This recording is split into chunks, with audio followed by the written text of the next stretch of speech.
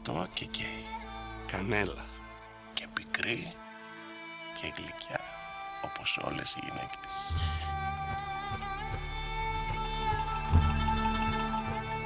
Αλάτι.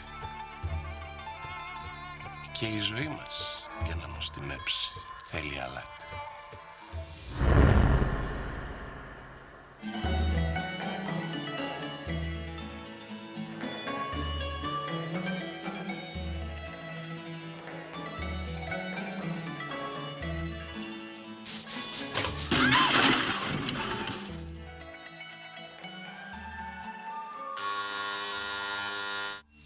Türk Dışişleri Bakanlığı sözcüleri Yunan hükümetinin Türkiye'ye karşı olan dış politikasını şiddetle protesto etmişlerdir.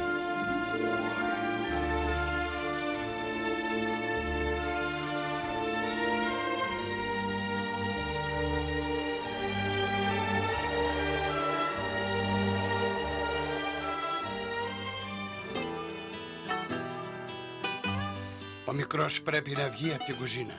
Ακούσατε ποτέ τον Ιησού Χριστό να μαγειρεύει? Το ξέρετε ότι παίζει όλο με κοριτσάκια. Κάθεται στη μέση και τους μαγειρεύει. Εσύ θα μου υποσχεθείς που θα παίξεις με τα αγόρια και εγώ κοίτα τη σε πειρά. Δεν μου αρέσει να σκοτώνω πουλάκια. Ναι, αλλά με αυτά που κάνεις θα σκοτώσεις το δικό σου το πουλάκι, βρε για βρήμα. Μια μέρα ήρθε από το μαγαζί του παππούτσου και είναι φιλανάδα που είχες μικρός. Τη θυμάσαι άμα καθόλου? Ο νους του Εμίλη ακόμα σε αυτήν είναι. Why didn't you come back all these years?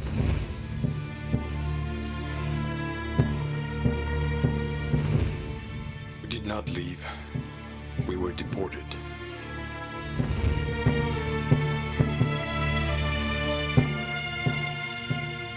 Are you still in love with her?